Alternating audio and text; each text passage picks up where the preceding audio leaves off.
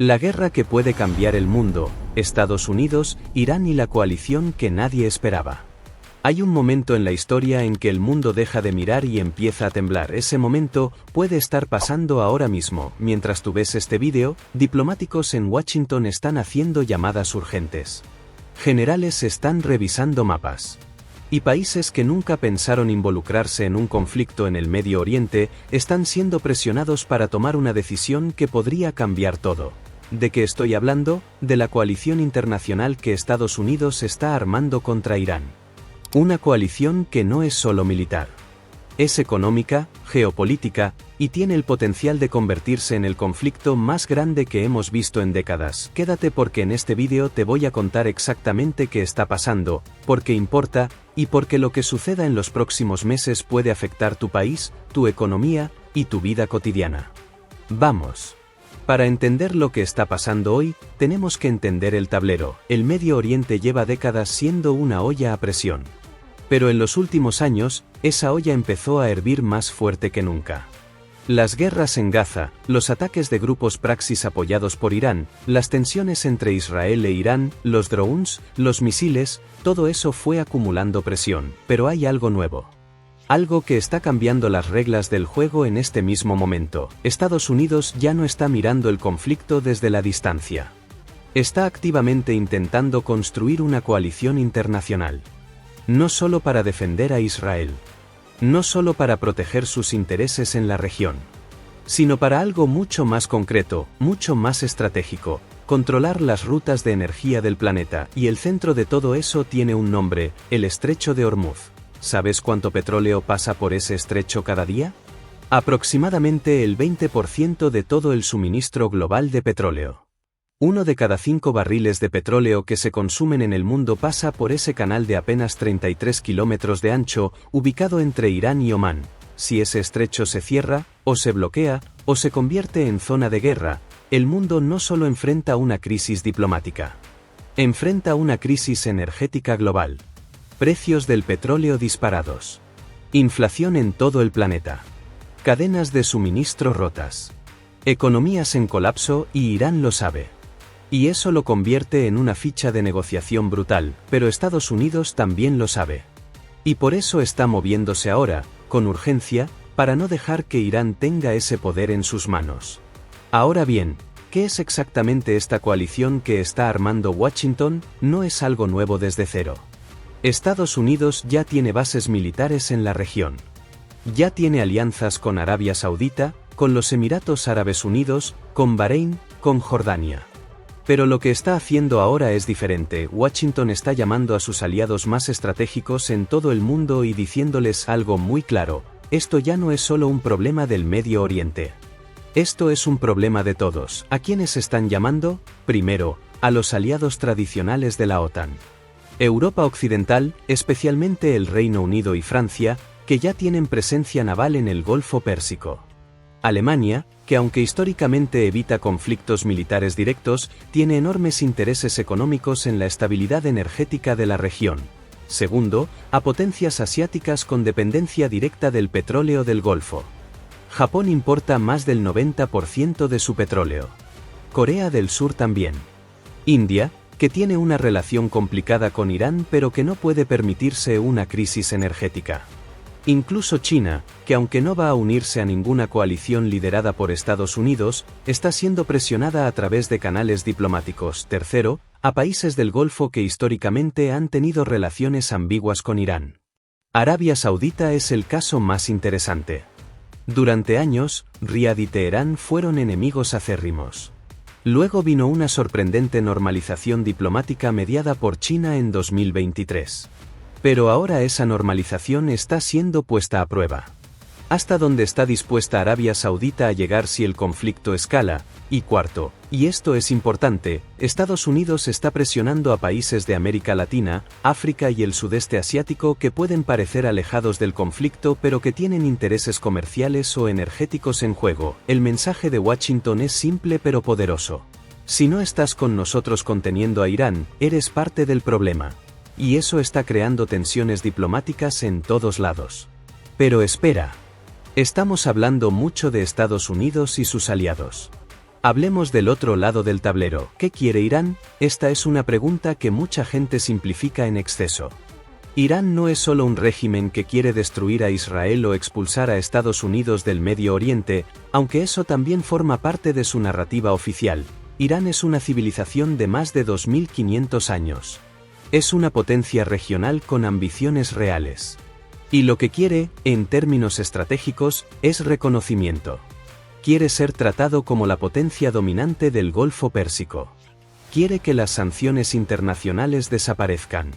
Quiere que su programa nuclear sea aceptado, al menos implícitamente. Y quiere que Estados Unidos e Israel dejen de amenazar con ataques preventivos a su territorio. ¿Qué puede hacer Irán? Mucho más de lo que la mayoría de la gente imagina. Irán tiene el ejército más grande y complejo de la región en términos de profundidad estratégica. No necesariamente en términos de tecnología convencional, donde Israel y Arabia Saudita lo superan. Pero Irán ha construido durante décadas una red de grupos Praxis que operan en múltiples países simultáneamente. Hezbollah en Líbano, con un arsenal de más de 150.000 cohetes. Los Houthis en Yemen, que han demostrado capacidad para atacar barcos comerciales en el Mar Rojo y en el Golfo de Adén. Milicias en Irak que tienen bases cerca de instalaciones militares americanas. Hamas en Gaza. Grupos en Siria. Esto se llama la doctrina de defensa avanzada de Irán. En lugar de esperar que el conflicto llegue a su territorio, Irán exporta el conflicto a los territorios de sus enemigos a través de estos grupos, y el arma más poderosa de todas, el Estrecho de Hormuz. Irán no necesita ganar una guerra convencional. Solo necesita amenazar con cerrar ese estrecho durante suficiente tiempo para desestabilizar la economía global y obligar a negociaciones. Es una ficha de negociación brutal, como dije antes, y Teherán lo sabe muy bien. Vamos a hablar más en detalle de este punto porque creo que mucha gente no dimensiona bien su importancia. El Estrecho de Hormuz es literalmente la arteria del mundo en términos energéticos. Imagina que el petróleo es la sangre del sistema económico global. Pues bien, el Estrecho de Hormuz es una de las venas principales por donde esa sangre fluye. Por ahí pasan más de 17 millones de barriles de petróleo por día. También pasa una parte enorme del gas natural licuado del mundo, especialmente el que viene de Qatar, que es uno de los mayores exportadores del planeta. ¿Quiénes dependen directamente de este flujo? Asia Oriental es la más dependiente. China importa enormes volúmenes de crudo del Golfo. Japón, como dije, importa más del 90% de su petróleo de esa región. India también depende masivamente de ese suministro. Si el estrecho se cierra, estas economías entran en pánico inmediato. Europa también se vería afectada, aunque tiene más diversificación. Pero en un contexto donde ya lidió con la crisis energética causada por la guerra en Ucrania, otra disrupción energética podría ser devastadora, y América Latina, aunque produce petróleo, también está integrada a los mercados globales. Un alza brutal del precio del crudo afecta a todos, incluso a los países que no dependen directamente del petróleo del Golfo. Ahora bien, ¿puede Irán realmente cerrar el Estrecho de Hormuz? Técnicamente, sí. Irán tiene bases militares en ambos lados del estrecho. Tiene misiles de corto alcance que pueden atacar barcos. Tiene submarinos. Tiene minas navales. Tiene lanchas rápidas con capacidad de ataque. En la práctica, cerrar el estrecho de manera total y prolongada sería muy difícil porque enfrentaría la resistencia inmediata de la armada más poderosa del mundo, la de Estados Unidos, que tiene su quinta flota basada precisamente en Bahrein, a pocos kilómetros de ahí, pero no hace falta cerrarlo completamente. Con atacar algunos barcos petroleros, con lanzar algunas minas, con crear incertidumbre suficiente, Irán puede disparar el precio del seguro marítimo, hacer que las compañías navieras eviten la zona, y generar una crisis de suministro sin ni siquiera bloquear físicamente el paso. Y eso ya lo ha hecho antes. Ya hemos visto ataques a tanqueros en el Golfo. Ya hemos visto tensiones que dispararon los precios. La pregunta es si ahora llegamos a una escala muy superior. Uno de los ejes centrales de la estrategia americana es presionar a sus aliados para que adopten sanciones más duras contra Irán y lo aíslen diplomáticamente, pero aquí hay una pregunta legítima que los analistas se hacen. ¿Las sanciones funcionan? La respuesta honesta es, depende de para qué. Las sanciones contra Irán tienen décadas de historia. Las más duras se aplicaron a partir de 2012 y luego se intensificaron con la retirada de Estados Unidos del acuerdo nuclear JPOA en 2018 durante la administración Trump. ¿Qué lograron? Lograron dañar severamente la economía iraní. El rial iraniano se desplomó. La inflación disparó. La clase media sufrió enormemente. Sectores como la aviación, la medicina y la tecnología quedaron en condiciones muy deterioradas. ¿Qué no lograron?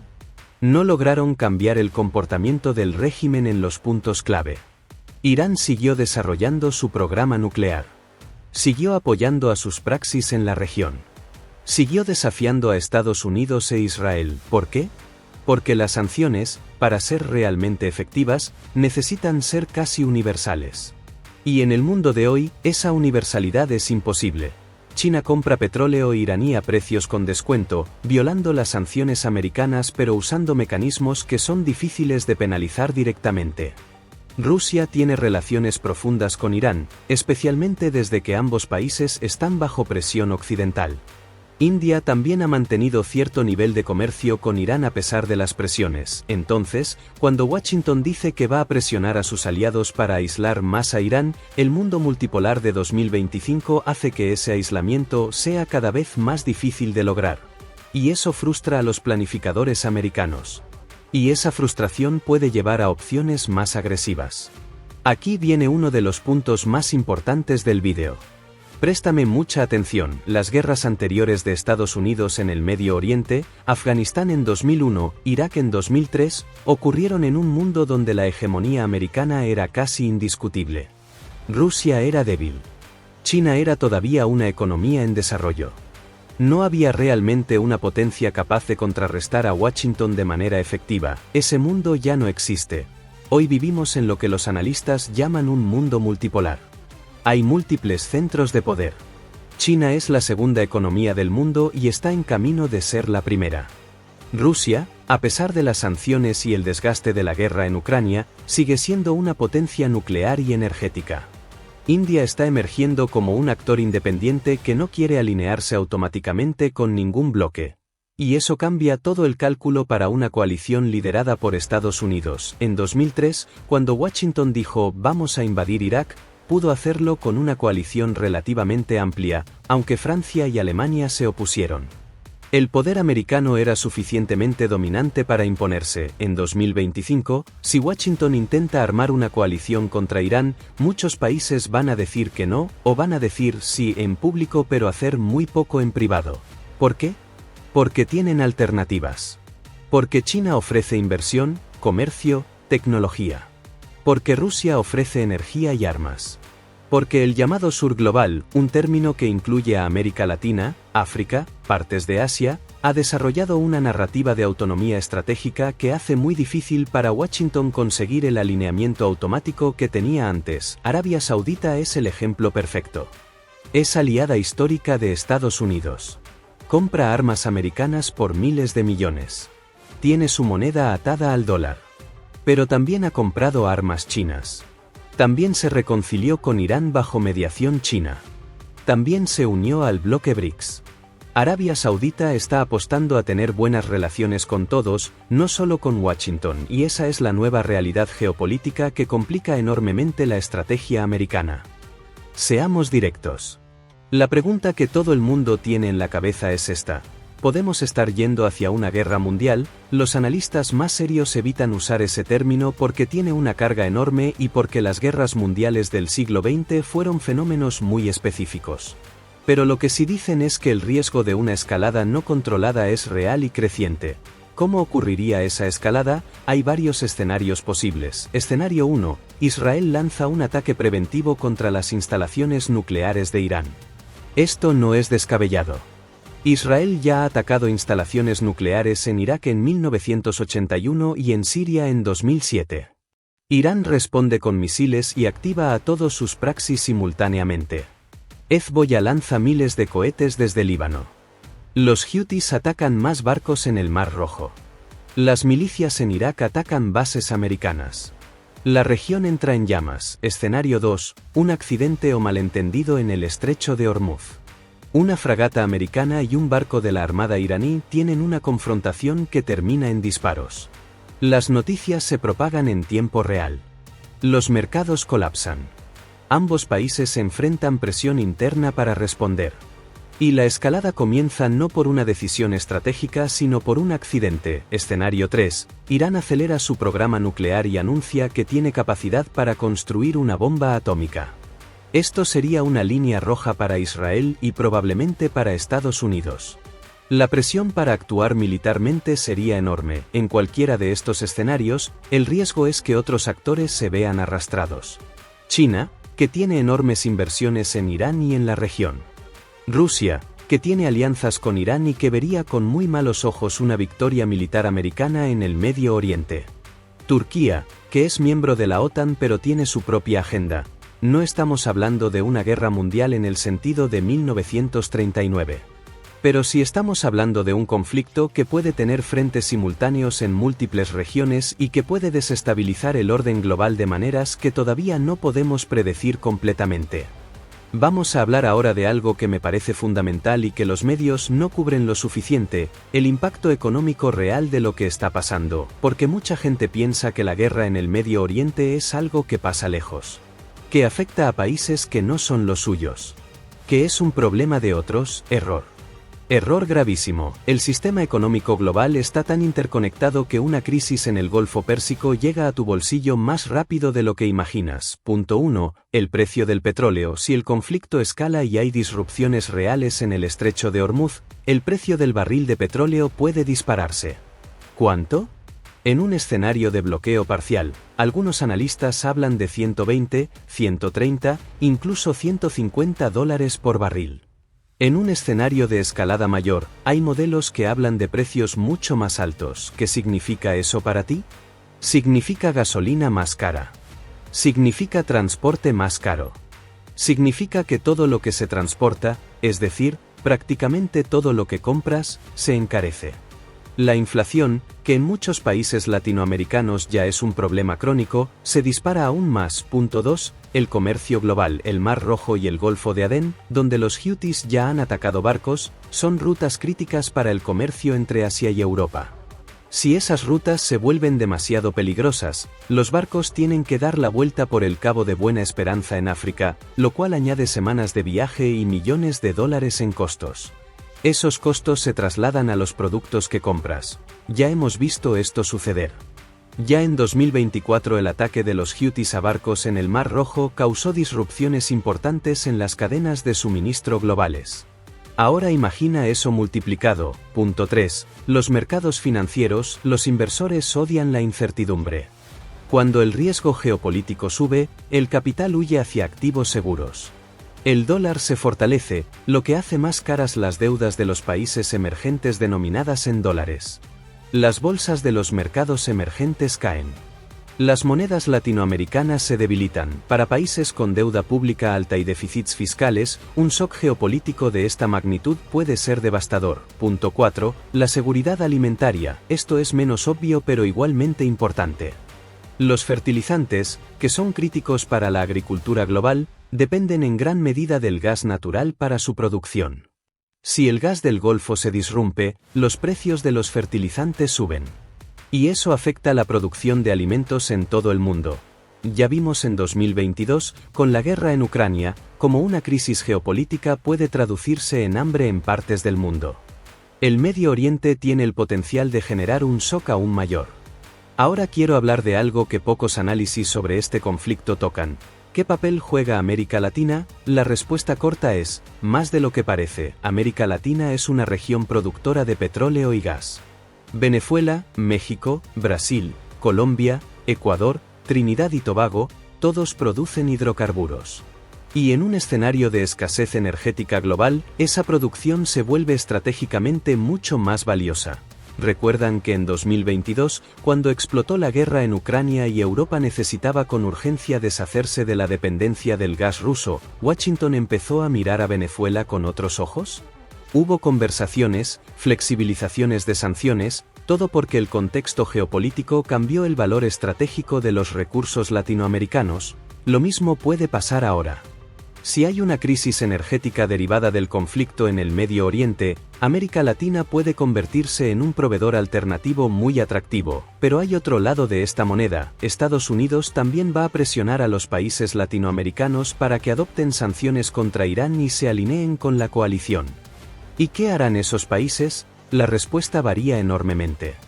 Países con gobiernos de izquierda como Bolivia o Nicaragua probablemente se negarán.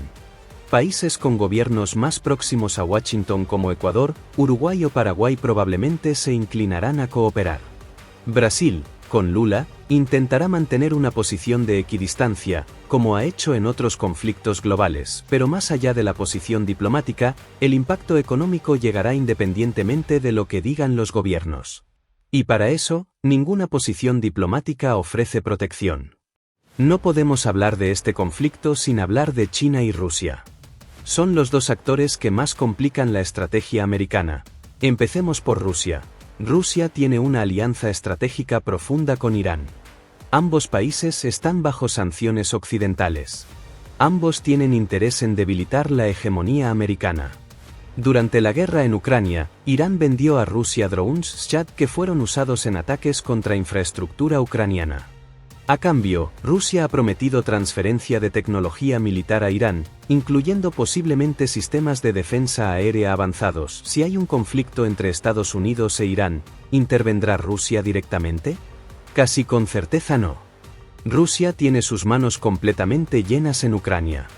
Pero si puede proveer a Irán de inteligencia, tecnología y apoyo diplomático en organismos internacionales como el Consejo de Seguridad de la ONU, donde tiene poder de veto, y eso es suficiente para complicar enormemente cualquier estrategia americana. Ahora, China. China es el actor más complejo de todos. Por un lado, China es el mayor comprador de petróleo iraní. Tiene contratos de inversión en Irán por decenas de miles de millones de dólares. Tiene interés directo en que Irán no sea destruido o completamente sometido a la agenda americana. Por otro lado, China también depende del petróleo del Golfo de países como Arabia Saudita y los Emiratos. China tiene interés en la estabilidad de las rutas energéticas. Y China, sobre todo, quiere evitar un conflicto global que interrumpa el comercio internacional del que depende su economía. Entonces China está en una posición incómoda. No va a apoyar la coalición americana. Pero tampoco va a apoyar activamente a Irán si eso implica confrontación directa con Estados Unidos. Lo que va a hacer China es lo que siempre hace: diplomacia discreta, declaraciones de todas las partes deben restringirse, y protección silenciosa de sus intereses económicos, pero esa posición de equilibrio tiene un límite. Si el conflicto escala a una guerra abierta entre Estados Unidos e Irán, China va a tener que decidir en qué lado está. Y esa decisión puede cambiar el balance del mundo. Después de todo lo que hemos hablado, puede parecer que estamos irremediablemente en camino a una gran guerra. Pero no necesariamente. La historia del Medio Oriente está llena de momentos en que la escalada parecía inevitable y luego, por una combinación de diplomacia, cálculo racional y suerte, se encontró una salida. ¿Cuál sería la salida diplomática ahora? El eje central tendría que ser el programa nuclear iraní. Ese es el verdadero punto de conflicto irreducible. Todo lo demás, los praxis, las sanciones, las tensiones en el estrecho, son síntomas de ese problema central. Si Irán y Occidente pudieran llegar a un acuerdo que garantice que Irán no va a desarrollar armas nucleares a cambio de un levantamiento de sanciones y reconocimiento de su rol regional, mucha de la tensión actual desaparecería. Ese acuerdo ya existió. Se llamó JPOA y fue negociado en 2015 bajo la administración Obama. Y funcionó, al menos parcialmente, mientras estuvo vigente.